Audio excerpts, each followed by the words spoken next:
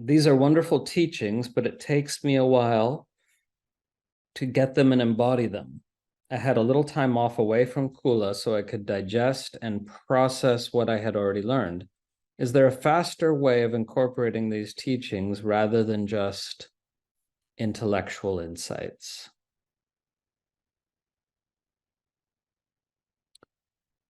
Well, it's not about intellectual insights. Let me describe the process. The teacher tries to point to something, and it either lands viscerally in here or it doesn't. If it doesn't land viscerally, then maybe you understand it, or maybe you don't even understand it. It doesn't matter, okay? But as soon as it lands, what's being pointed to with the teaching, as soon as it lands viscerally, and you might not even feel that you understand it when it lands viscerally. That's the weird part. But it lands viscerally, and you go, oh. And most people then go, I think I get it. I think I get it. And they go to try to conceptualize what's just landed. Don't bother. So important. Do not bother to try to conceptualize what's landed. Let me try to put it into words now. That's not going to help. This is the one field of human activity where that's just not going to help, right? Now, if it doesn't land viscerally, but you get it, you understand it mentally, then at least you have you mentally know where to make the opening for it to land in a way. There can be advantage or disadvantage to understanding. The disadvantage is if you understand the teaching, you might confuse that understanding with getting the teaching. Okay. But the advantage is if you understand the teaching, then you can cultivate an intuitive sense of how to open yourself so that it drops down deeper.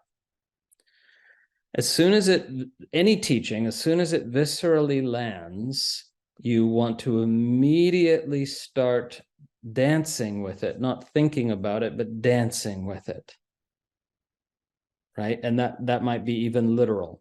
You might get up and start moving the body. What is this like? Oh my goodness, or dancing with it relationally. What's it like? It's a newborn realization. Every time a teaching lands viscerally, it's a newborn realization, but you don't have words for it. And it's so tender, though. It's so tender.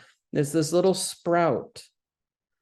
And so you bring it into relating. What if I relate from the place of some realization I don't even understand yet? And let's say the other person, sort of squashes. What are you talking about, weirdo? Or whatever reaction, right? Then what most people do is they just let that kill the sprout. It's really sad, actually. Of course it'll sprout again later, but it's a waste of time, So it's the person can't squash, they go to squash, and you are the one who lets them squash it or not, right? So then it's like you take your sprout and you give it some love and you take it to someone else, right? This is just one way of talking about it. What I mean, dance with it as soon as the teaching lands, try to flow it into embodiment without even being able to conceptualize what's landed. So how do you do that if you can't conceptualize it? It's so simple. Don't make this complicated. When the teaching lands, then ask yourself, okay, whatever's landed, what would it be like to relate from that place? And then try to do it and mess up. Doesn't matter. You know what I mean? That's just there's a natural process here. Okay. So Mahakala is perfectly right when he suggests that there's way too many teachings here, right? Because you can only be nurturing one insight at a time, right? And then once it gets going, once it grows, it can grow of its own accord. But you can only be nurturing one insight at a time.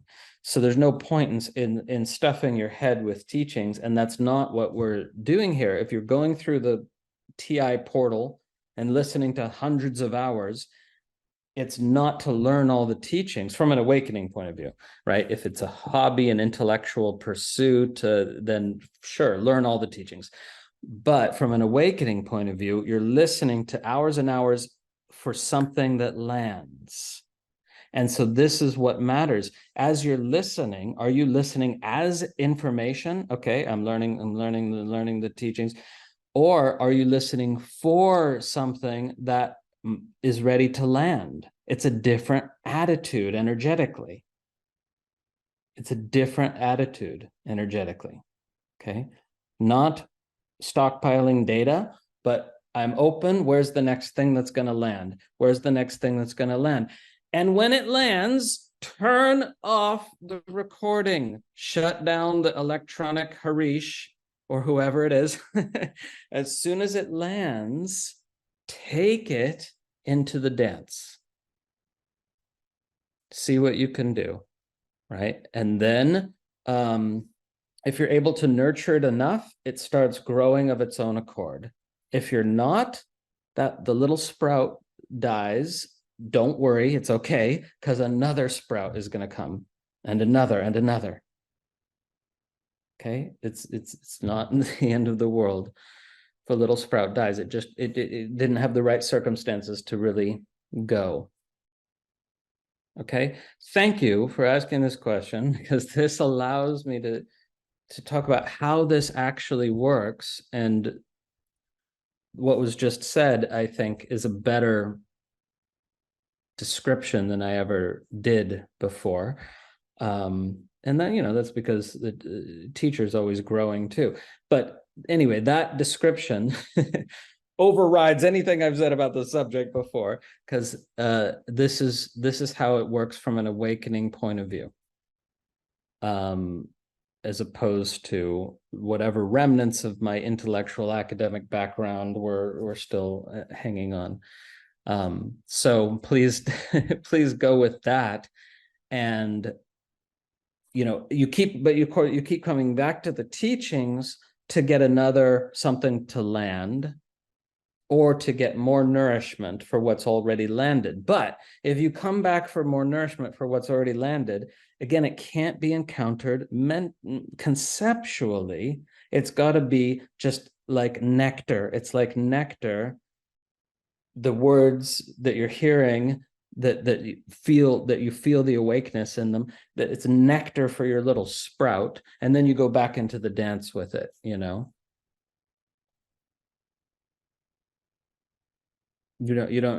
don't need to understand anything. I got more courageous with this, I think, listening to a bit of Angelo DeLullo, who says that you don't need to understand anything. I'm like, yeah, you don't, do you? Because it's always about looking where the teaching is pointing. Not you can understand it also, but that's for a different purpose. You need to understand the teaching if you're ever going to teach it.